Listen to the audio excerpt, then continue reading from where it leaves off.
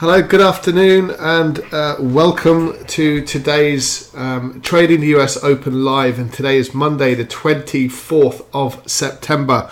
So I hope you're keeping well, and I'm just making sure that this broadcast is ticking on nicely, as I would hope it would do, despite the gremlins in the system this morning. And some of those gremlins are actually me as the broadcaster. So hopefully we're all good today. So just to give you a brief introduction in terms of what you can expect from this live trade room. It's a real live trading environment, and we trade price action. So what we look to do is to identify high probability trading opportunities, and we go through the process of executing trades with a certain degree of discipline and consistency in our approach. So you get to identify exactly what we trade and how we go about trading it, how we build the logic behind the trades that we look to get into. So it's a really evolved trading experience. And then you'll see our ability to manage trades, again, from a perspective of consistency in approach, with one view, and that's to book in profit. So what we look to do is to look to cut our losers short, but basically look to let our winners run when we get those opportunities, when they do present themselves. So without further ado, if I could draw your attention then to our risk warning. Please do obviously familiarize yourselves with the risks involved in trading these financial markets. And the details are there currently up on screen.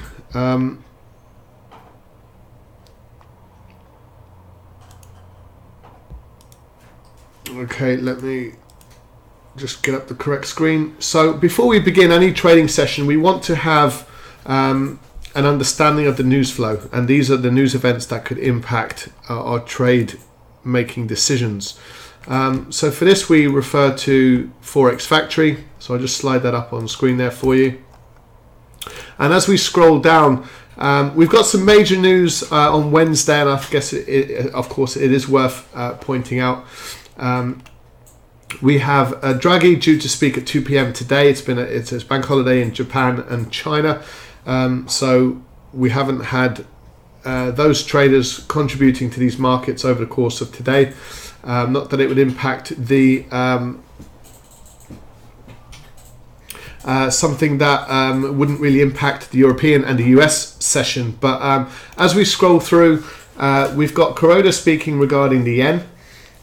So the yen has been experiencing significant weakness fairly recently. And he's due to speak at a business leaders meeting. The major event for the week, I guess, are certainly the market conditions that will be leading up to the event on Wednesday afternoon, or Wednesday evening, should I say, early evening UK time, would be the Fed statement and funds rate. So it's expected for the interest rates to increase up to 25 basis points, of going from up to 2% to up to 2.25%. So that's obviously a good news story for the dollar. So it'd be interesting to see what is the price action in the lead up to that news event. And we had a good discussion this morning about the impact that this rate increase can have on the US dollar. And the reality is, it's effectively unknown, because the market is pricing in this rate increase. So you could argue that it's already been priced into the value of the dollar. So as to whether we get some negative news going into this event and then some positive news coming out of it, we will very much have to wait and see. But certainly it's important to observe what's happening to the dollar in the build up to that event on Wednesday. The only major news event that we have to contend with is Draghi due to speak at 2 p.m. And you can see that he's due to testify about the economy and the monetary policy. So he will be asked a series of questions, and that's likely to be produce a little bit of volatility for the euro. So bearing that in mind, we've had a bit of softening sort of creep into some of these markets. The euro is relatively strong, but for the last few hours we've just literally been kind of in this sideways range. The the pound has been extending to the upside. As you can see in the last sort of half an hour or so, we've had that sort of strong move above the 31.26 to the upside. The dollar yen, the yen has kind of begun to strengthen against the dollar, but as you can see, we're actually effectively still above the 132.50 level, but there's been this sort of downward moving price pressure, and we were looking to buy this market earlier, so we're beginning to see this kind of trend exist on smaller term time frames, and that's potentially the price action that we're seeing. So this is definitely interesting. We've had this recent break above the 132. We've created a high. So actually now in this market, and this is one of the markets we were looking at today, this low in here is actually quite important, because a break below the 132.43 means, or effectively means, a fairly strong reversal in this market. So you can see that price action building. We're bouncing back to the 132.50 right now. It looks like it's breaking through that. So we'll have a look at the pound yen as well. And the pound, we're seeing the strength creeping into the pound over the course of the day. So I want to show you just, the price action that we're kind of dealing with. So we've had this market moving sideways. We've had an extension to the upside. We've had a strong extension to the downside, and of course you get these little moments of sideways moving price action before you get the next move. So all we're really seeing in this market is a kind of a fairly choppy price action, a price move. And what we would simply say about price action like this is that, and we're currently in between, this kind of range in here as well, is that if you're buying this market, you can obviously look for prices to push to the upside, and you can get a really strong move. Try not to hang around in these markets too long. If you can get into these markets, make some profit and get out of them, then they're a little bit more conducive for that. Otherwise, you're breaking new highs followed by new lows, and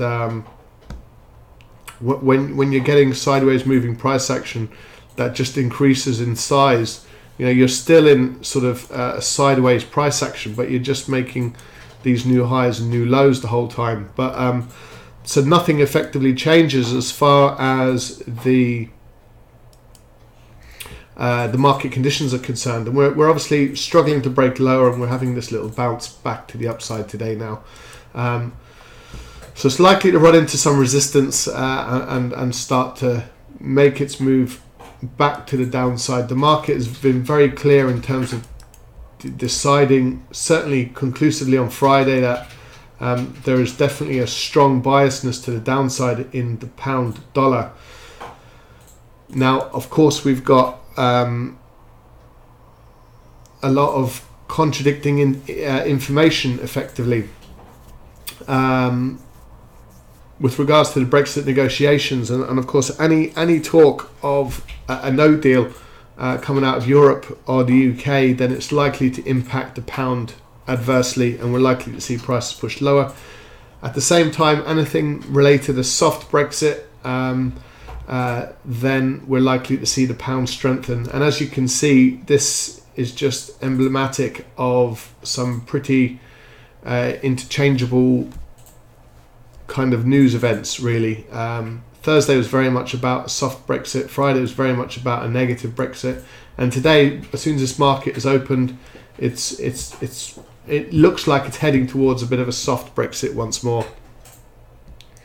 So this is the pound dollar, and we've retraced 50% of Friday's move. So sort of difficult price action really to work with. We can see these levels just been sideways now for a good few hours, good 2 or 3 hours, and nothing more as of yet in that market, but we very well may come back to the euro dollar in a second. The Swiss not really doing an awful lot, not moving higher with any purpose, and certainly not really moving lower. It's just bouncing off those lows. Now, a market that has just been hanging around these levels this morning, seeing a very slight increase just above this price pushing up to the 29.50 level effectively, but we're not seeing much follow through as yet. So the Aussie dollar, we're seeing Friday's candle effectively being the high of this market, but we have a descending level in this market, and we'd expect this market to roll over to the downside. Now, we were looking at this as a potential opportunity, but below Friday's low is the level that we were really strongly looking at, and it's a 72.59 level.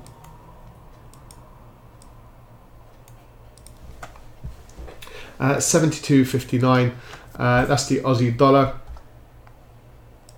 The New Zealand dollar is in a similar boat. We'd actually prefer this market to just kind of roll over to the downside. It hasn't really followed through yet. We were looking at this morning. So that is that market currently up on screen.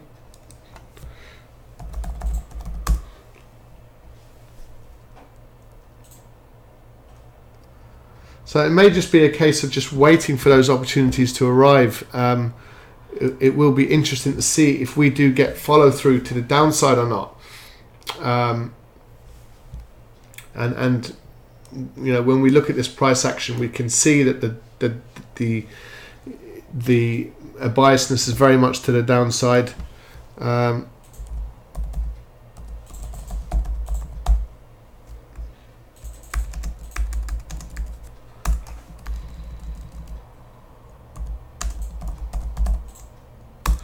Okay, good afternoon, guys. Just posted there into YouTube chat box. So if you do have any questions about anything we've covered or any trades you'd like us to look at, please do post it into your chat box. Good afternoon, Connor. Bit of a slow morning there in the end, wasn't it? It just sort of, it was a bit explosive for a fairly short period of time, and then ultimately kind of fizzled out a little bit. The pound is strengthening against Friday's really strong euro. We were looking at this below the 89.55. It's kind of likely to continue, really. You'd expect to see a little bit of a retracement, and if we get a pullback to the 55, that might be worth looking at. The yen is continuing to the yen is largely continuing to sell off. This has just got really choppy over the last few hours, so we seem to be topping out at these levels. A slight sort of descending bit of price action in there, so there's almost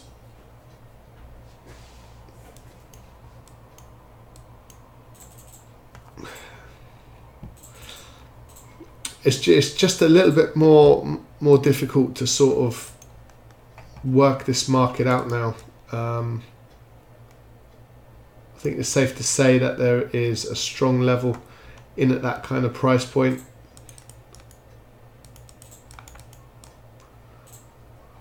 We can extend that up to those levels.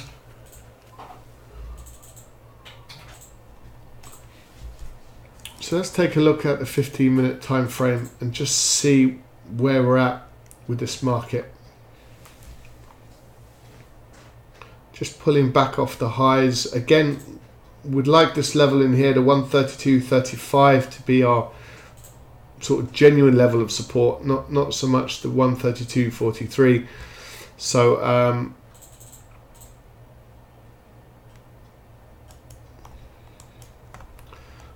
if in doubt, we just stay out of this market.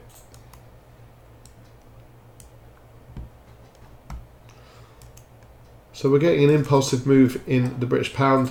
Just looking at some of these commodity markets, the gold is doing absolutely nothing, which is it's a bit unusual.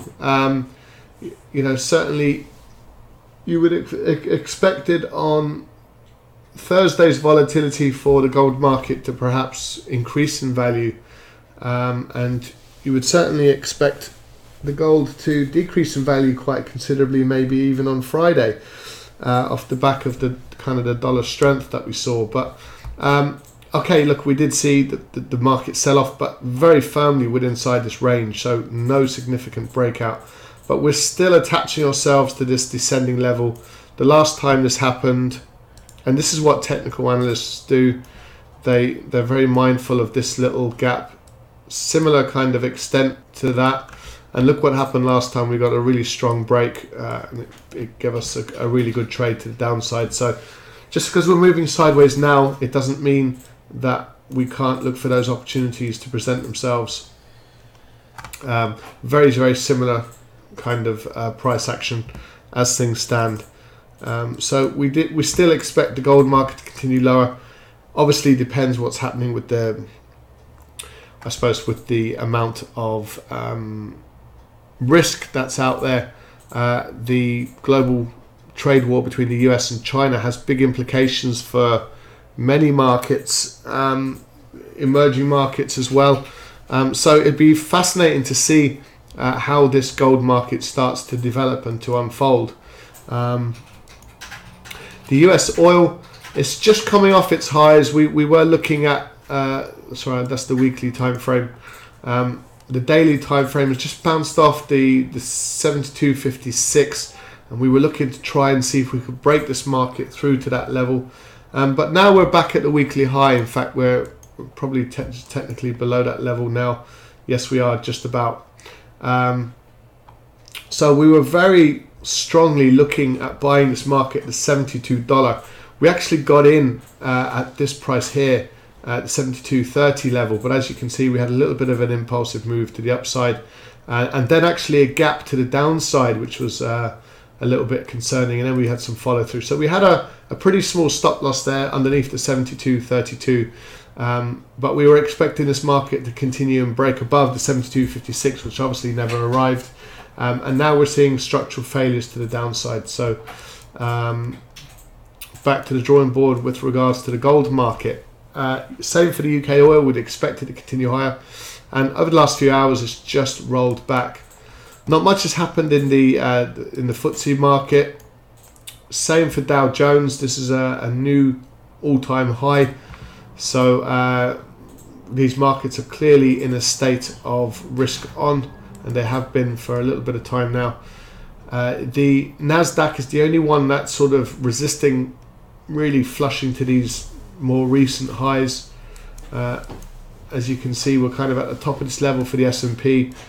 The Dow Jones is at all-time highs, and not quite the same situation regarding the tech firms in the US. So of course the impact with the global trade war between China and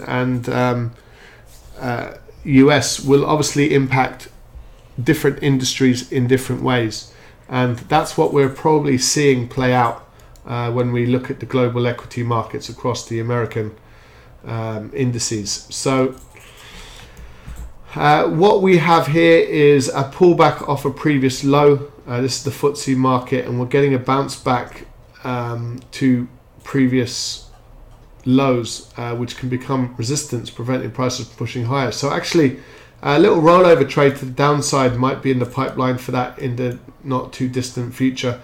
And exactly the same situation for the Euro stocks. A break beneath this daily low might give us a little bit of a thrust lower. So really we're left with a market with a number of kind of unknowns. There's I suppose the price action has got a little bit choppy. Not choppy, it's just kind of gone to sleep a little bit. So we did have explosive moves for a period, and I do want to stress the reality of this price action is kind of moving sideways, making new highs, making new lows. So we make a higher high followed by a lower low, and then a lower high, and then we just get the market sort of rolling over to the downside. So but then once these moves occur, and they're quite choppy by nature, we get sideways moving price action, and then we get lower lows followed by higher highs on the way to the upside. So just be mindful that these markets are a little bit choppy right now. So what you still want to do is to minimize risk wherever you possibly can, and look to let those winners run when you get those opportunities. But just be mindful of your overall approach, and just know that err on the side of caution if you possibly can at the moment. Look to protect your capital, and hopefully that will give you a really strong platform so when the markets do start to open up and we're getting markets move in the direction in which we're looking to trade them. And this, I suppose this is quite a good example of it really. We look for prices to kind of bounce off these areas, and you can capitalize on these to varying different extents. And now we're just at that area again, so nothing really changes in terms of our analysis. We're still looking for this market to continue lower. That's why we have this descending line, because we're looking for these opportunities to take this market lower, and that's what we're looking for effectively. So the Aussie dollar just rolling over to the downside, and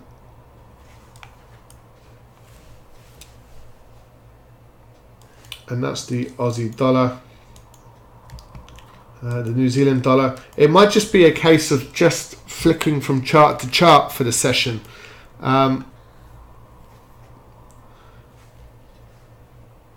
You could argue the euro dollar in either direction, either to the upside or to the downside.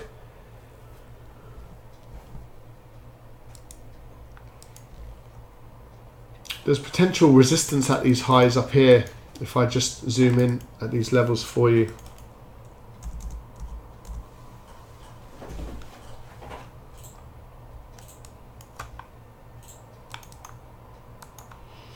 So looking quite positive. There's resistance at these levels. Sometimes the ascending line can act as a little bit of a magnet. It can suck price to it.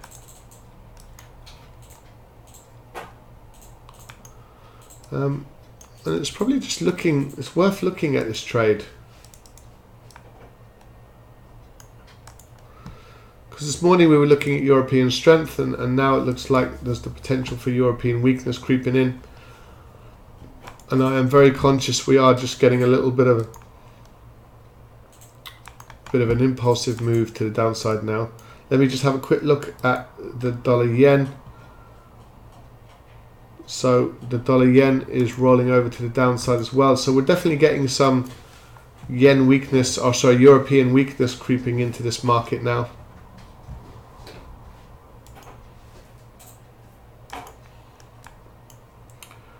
We're even getting the pound, the euro pound pushing lower. Some strength still resides in the pound.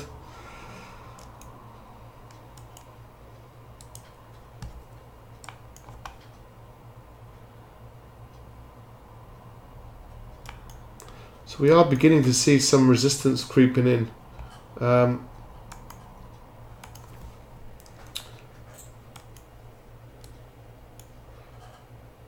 74, 62. So it's still within the realms of a positive risk reward. We are extending further to the downside. So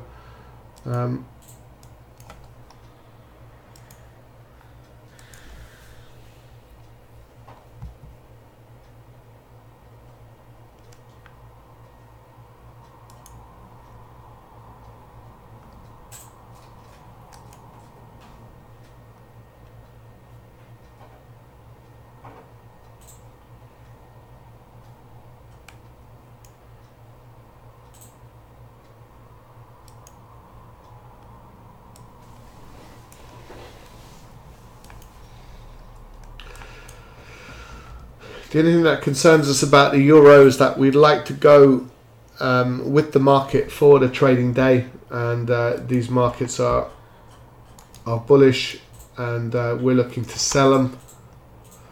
So these are not the kind of trades that we like to get involved in.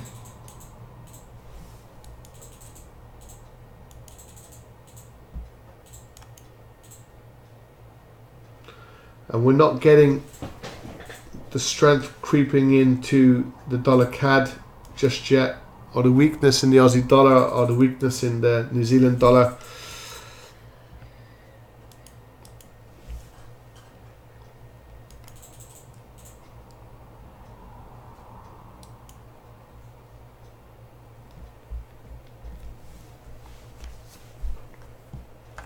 Of course, we can look at selling this market. It's just not. It's not a really high probability trade. You can see it coincides with these levels, so it's likely to provide a little bit of support around these prices, which is exactly the low, the recent low. Sometimes when you get like momentum moves like this, then you can get a short-term movement to the downside and get some continuation. We do have the 1750 level, which is just below. So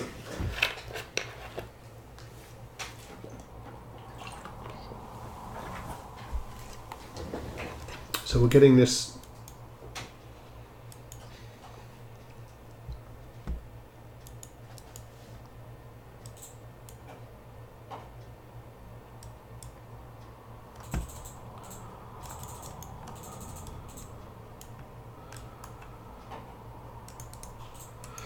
Okay, let's get into this market then. We've got a little bit of a pullback, a little bit of a structure. So let's see if we get some continuation to the downside. I'd much prefer to sell below the 1750 level. Okay, let's get into this. So we've got the break below. We can have a fairly small stop loss on this. Oops. Okay, so we're technically still in this market, but right now we're not. We just got taken out, so the price just pushed to the upside. So that's that's probably just this little bounce actually off the 17 sort of 50 level. So maybe it's in our interest to just wait and see how this market just trades below. So we're looking to potentially capitalize below this. Let's see where this 50 level is. 1750 level. So it does run into these kind of highs in here.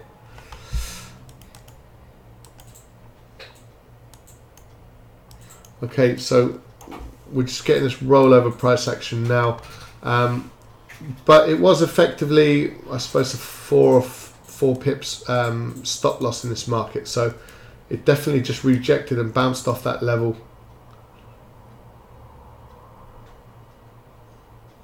If this extends higher, if it bounces back off the 1750 level, which is looking like what's going to happen, then the next level to sell this market from ideally would be the 1762. So yeah, there's about a 4 pip stop loss in that one, 5 pips probably at most. So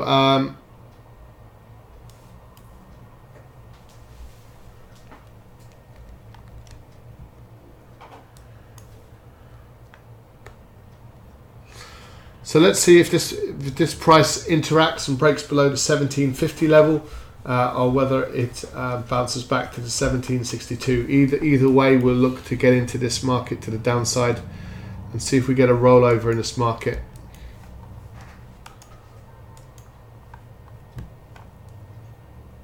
So this is now structural failures to the downside.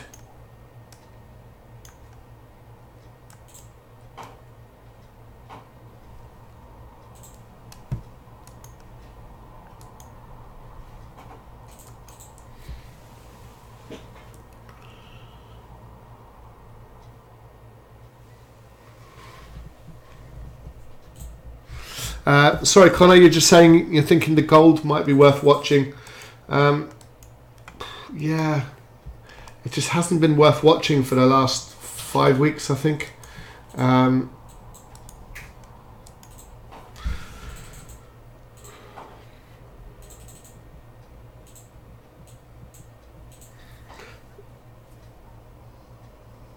The dollar index is bouncing off that level. Would you be looking to buy the gold market, Connor? Is that what you're suggesting?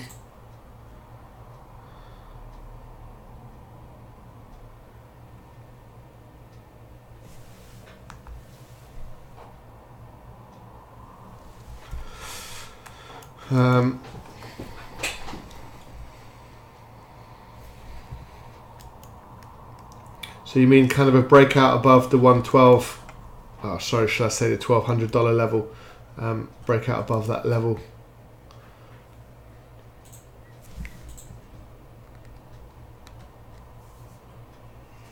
Currently looking at the Aussie dollar to the downside.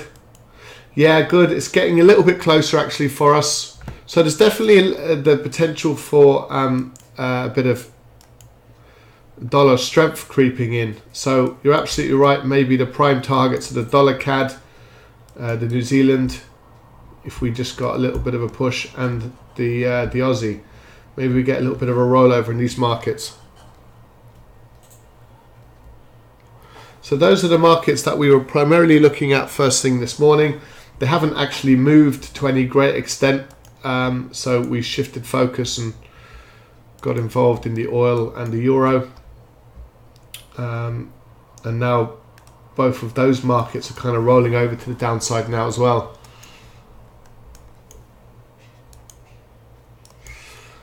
And it's just highlighting the kind of the importance of having a stop loss and trading with a stop loss. Yes, we all know your institutional bankers may end up trading with stop losses, without stop losses.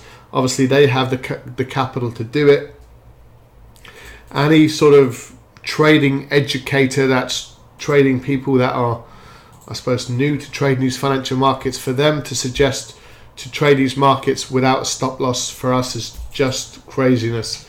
So hopefully you can apply a very straightforward, very consistent approach to risk management. Taking losing trades is not really a concern for us, because when we get into markets we have a predefined risk tolerance that we normally stay within.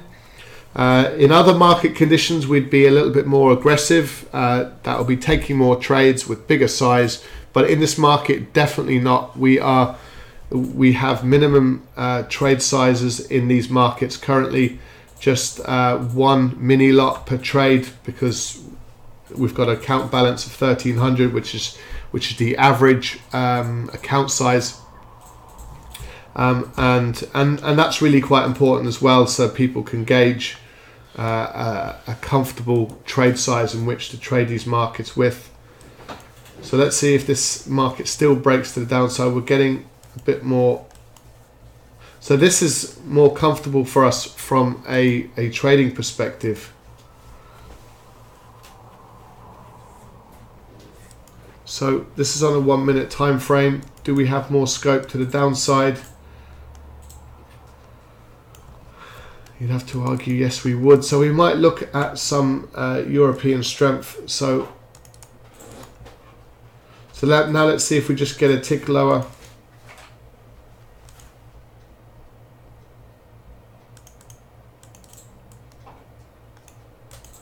So happy to sell this market at this price.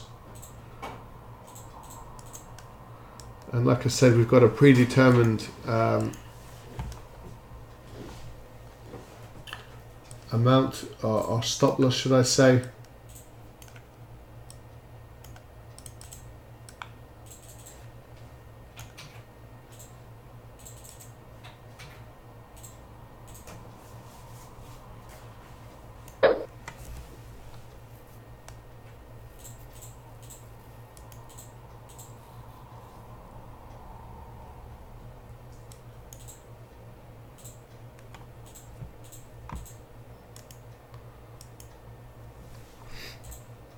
there is a scope to reduce this risk down quite significantly, actually. I was just looking at the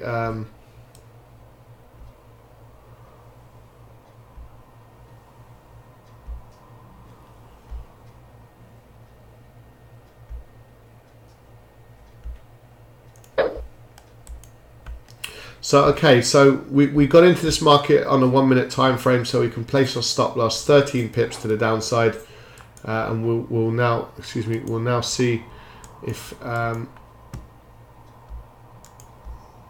we're reluctantly getting continuation in this market, aren't we? But I suppose this level here was our breakout trade. It actually closed a few pips below that level, and now we've sort of drifted into this kind of sideways pattern. So maybe it's worth looking to sell this market from a slightly higher price.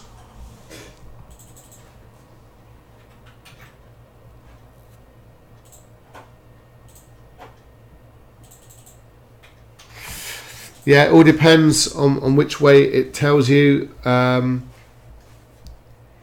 It's pretty indecisive, so a lot of waiting.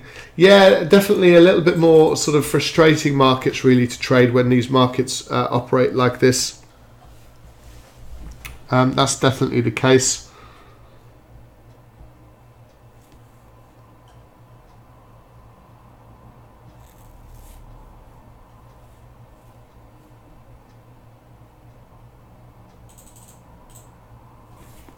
That would suggest they're getting kickback from B-Book Broker. What's that referring to, Connor? Apologies if I've missed the flow of the conversation a little bit.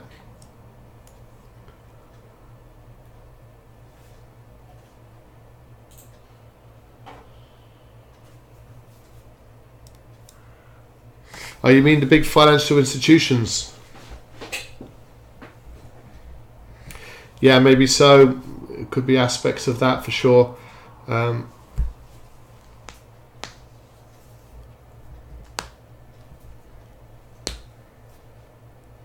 certainly any big account sizes, I guess, on the retail side.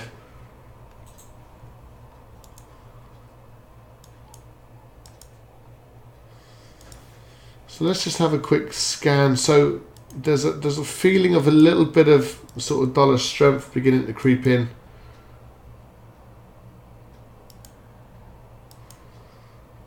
Mild strength against the Swiss, a little bit of strength against the CAD. This market still needs to roll over to the downside. Oh, sorry. Yes, I see the point you're making. Yeah, an educator telling traders to use no stop losses. Yeah, I'm sure there is. There's a lot of sort of really poor practices like that going on, where people are making, certainly some educators out there are making percentages returns on a loss of capital, which is obviously grossly irresponsible. And some of the methodologies behind their approach as well is there's huge conflict of interests behind some of these educators. And yeah, it is unfortunately, but to be fair, the regulators are really clamping down on that.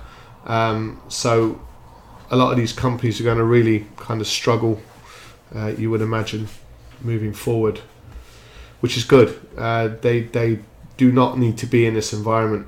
They're in it for one purpose, and that's to make large amounts of cash off people's misfortune, and certainly that's grossly irresponsible if you ask us. So kind of a real trading environment, and you'll notice as well a lot of them are like demo accounts and all that kind of stuff where the psychology isn't real or anything like that. And I suppose with us we trade real life capital, and we do it in a live trading environment, and you see from a transparency perspective you get to see all of our entries or exits. Let's see if we get a move yet, and not quite. So that's our entry price. This is our stop loss. We only have a 12 pip stop loss in this trade, So 13. So we're keeping it nice and concise, nice and tight. Sort of more constructive market conditions would allow us to, of course, use slightly bigger stop losses and trade with more size, but we're not in those conditions yet. So wait until things change. They become more, we'll identify better opportunities, easier to identify. These are not, we're trading the euro yen to the downside, just because it's an opportunity to get into, but it certainly doesn't represent the highest probability of trades that we can commit our capital to. So it's more of a speculative trade.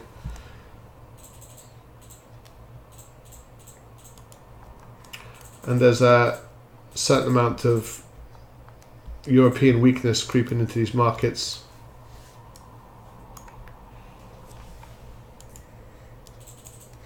Yeah, so the oil is kind of struggling to extend lower, but it's just a mixed picture now. The oil market on the smaller time frames pulling back quite a lot off the highs. Like, it'd be interesting to see the performance of the US equities at the Harper's 2 open. So we'll see now. We're only sort of half an hour, 40 minutes away from that.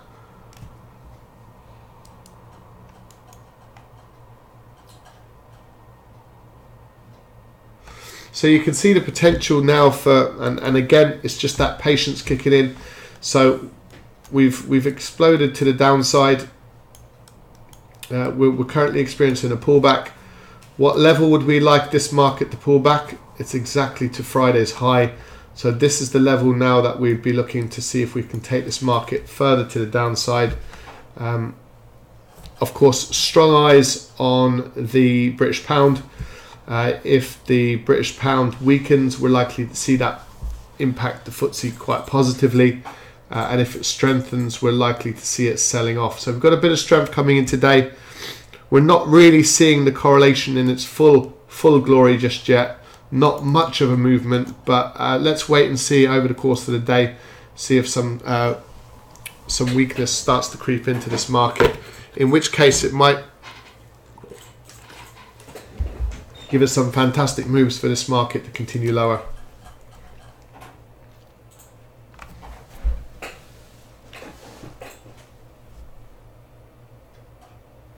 Completely agree. Also, we'll often be playing the easy money, and look at my fast car and fancy watch stuff, always showing people all showing the people to get rich quick. Unlike you guys who actually showed that it is a long game. Yeah, I'm afraid so. I mean, the reason behind the live trade room is just to show traders real trading with real money in a real live account with proper risk management and proper approach to risk reward, because there is clearly a considerable lack of sort of meaningful mentorship. Now, we do think trading is a long-term skill. Once you learn it, you can make money for the rest of your life. Obviously, the initial steps getting into this environment can be a little bit difficult. Most people's experience is a really poor one because, unfortunately, they don't choose to learn how to effectively manage risk. They don't sort of know how to enter and exit a market with consistency.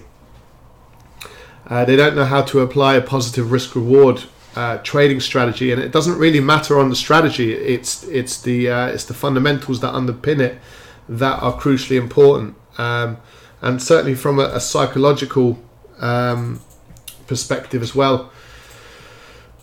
You know, they're not in the markets long enough to understand, you know, the fear of loss or being able to experience a series of winning trades or losing trades for that matter. So it's about the overall experience, and hopefully that's what we are bringing to the market, is just a realistic kind of view and approach. And it's not about who's right and who's wrong. You can make money in a I suppose money can be made by certain traders and their approaches, both buying a market and selling a market at the same time. And I know that sounds counterintuitive, but Obviously, if you get a range-bound market, you could get opportunities where people are selling the highs, and then you could get other opportunities where people are buying the lows, and not necessarily the same traders are taking the same trades. So there is a multitude of different ways to trade these markets. Like if you speak to Tasso and James, they'll be applying certain different sort of indicators, and all they do is reinforce our trade idea. So having a bit of clarity about what you're looking to do, having a directional bias, understanding the market conditions, looking to trade in the direction in which that market is moving is really helpful. And as I'm saying that, I'm very, very conscious that that's not technically what we're doing right now regarding the Euro Yen. But like, it doesn't mean that an opportunity to sell the Euro Yen no longer exists. And we're finally getting this impulsive move. We're still not breaking the 1750 level, so no need to panic just yet. You know, this is quite a small sort of range in here. We got into that trade just a little bit early. Oh, you could argue we got into it a little bit later than anticipated, and then we got into this a bit premature once these prices were down at these levels. But if this market sells off, it's likely to benefit our Euro Yen trade, so we will hopefully benefit either direction on this.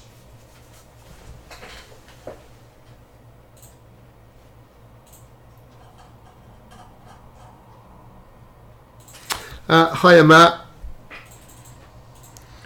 So if you have some free time, add a few on Instagram and play dumb. I might start a blog with the responses I've had. It's mind-blowing. Sorry Matt, what is it you're referring to?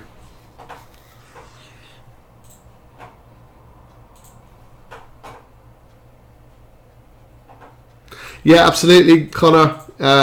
Yeah, a few minutes now, and we'll be switching across to the live trade room. Thanks for the heads up.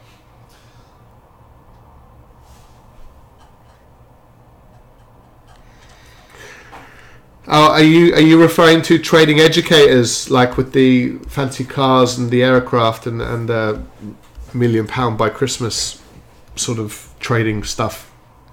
I can imagine, Matt. It's there was a video that I had sent to me, and it's just symptomatic of yeah, all the people who have Lamborghinis, and I suppose the trick behind a lot of those is they rent out or they hire. They obviously get hold of some finance. They yeah, from trading the forex markets. Yeah, so they get hold of a bit of capital. It's a good money spinner. It can generate a lot of interest and likes and a lot of I suppose people that are needing. They're playing on people's psychology, really, aren't they? Of course, everyone wants a nice car and everyone wants to give up their job, but the reality is that can come with trading much further down the line, but they don't really teach you anything about the skills.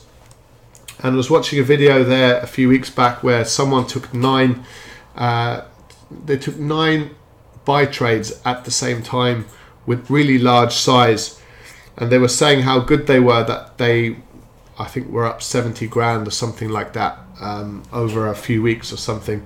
And what not at any point did they discuss with the audience the fact that I think that was a 100 pip winner or something like that, and they made an absolute fortune. But the overall exposure, if there was a 100 pip exposure on a trade like that, so maybe I think he might have made 300 or 400 pip winner or something like that. And cut a long story short, if there was a 100 pip risk on his trading account, it would have cost him 15 grand if those markets went the other direction. And it was a foreign exchange market, and it just completely exposes people, because then I wonder how many people out there might take 9 trades at the same time with really large trade size. And this is these boom and bust traders where they do really well. So we are getting this market hopefully moving in a direction eventually. So now we're down at this 15. So there's only sort of 5-6 pip difference between the 1750 level and the 1756, and now we're breaking through that level.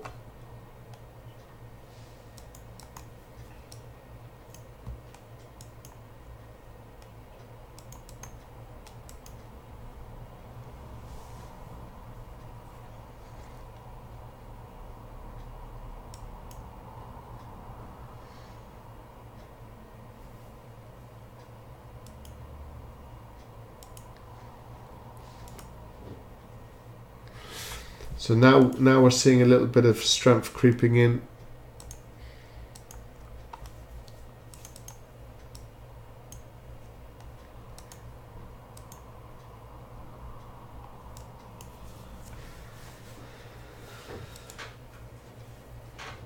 Not quite against the CAD, nor the Aussie. A little bit more creeping into the New Zealand. So we are now back at these levels.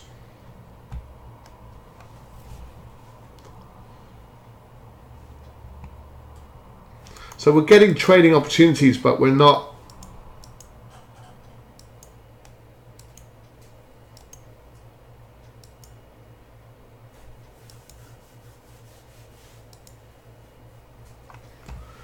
So this is the technical bounce off the 50 and the 100 levels, the 1750. So you often get this little bit of a bounce on here. So it's the next flush to the downside that would be really interesting for us.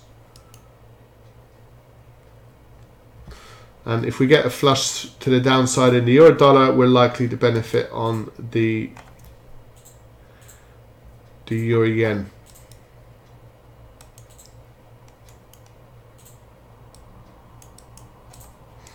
Yeah, so anyway, I was telling you about this guy. He was getting people to sign up to his channel for based on this one video, and it had, I don't know, I can't quite remember the numbers. It was something like 12 or 14,000 sort of likes and subscribers and stuff like that, and it was just sort of built on nothing effectively.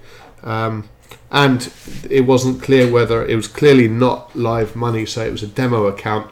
And if you can imagine, if that was his purpose, he could have taken, with a completely separate account, he could have taken 9 sell trades in that same market, and at the point where he benefited excessively, he could have sort of said, well, look what we've done, but they're not revealing the other side. And that's what's very unfortunate for people. And the amount of traders we've worked with over the years that have had really awful experiences, we want to stop people from having those. And I suppose trading is a little bit more process orientated than it is anything else. And I suppose that doesn't sound overly attractive, but I suppose all your bankers are, you know, they make decisions for very specific reasons, and I suppose the well-represented glamour comes afterwards. You know, when they trade, it's a very serious environment.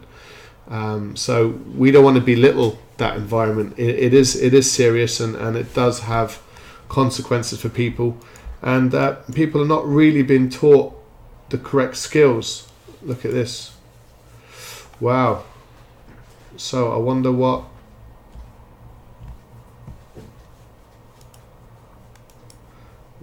we are experiencing, a ridiculous number of these. Of course, we've got Draghi speaking with the ECB, don't we? So we'll just we'll have a look at this now. So that's very likely to be Draghi speaking, and he's testifying about the economy and monetary policy before the European Parliament Economic and Monetary Affairs Committee in Brussels. So this is as a direct impact of that.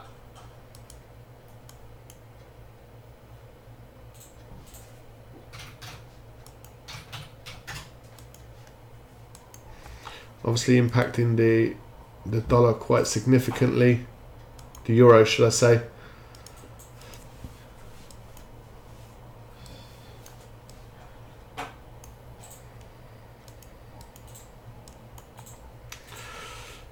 We've had a bit of a strong move to the upside in the oil markets as well. A bit strange, I'm not sure what the correlation is there. Nothing happening in the equities just yet. So really the impact for some reason is in the gold. Sorry, it wasn't the gold, the oil market should I say. So the US oil market has just rallied to the upside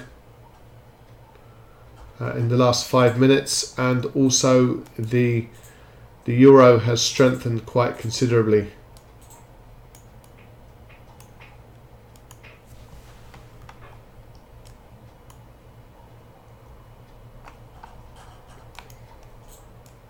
So these kind of market conditions are continuing,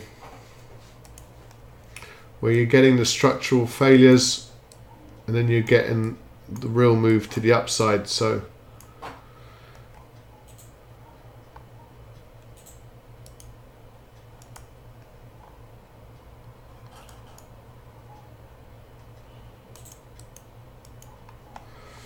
it's definitely quite difficult to get a foothold in some of these markets at the moment.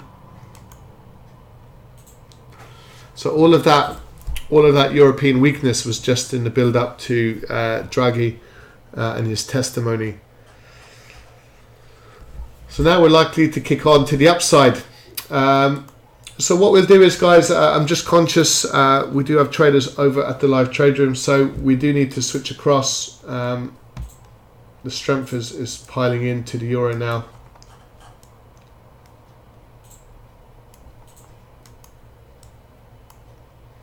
Piling into the euro to the upside. So this is the euro yen, and also the gold market.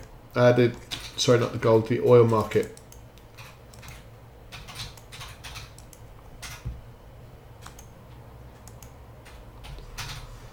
Not quite the same impact on these two markets, but nonetheless a bit of strength is creeping in. And we'll switch over now just to have a look at the US equities and see what opportunities may exist now before the 2:30 p.m. London time US market open. So dollar weakness across the board.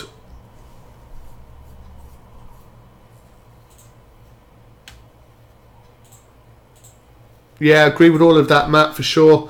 Connor, dollar weakness across the board.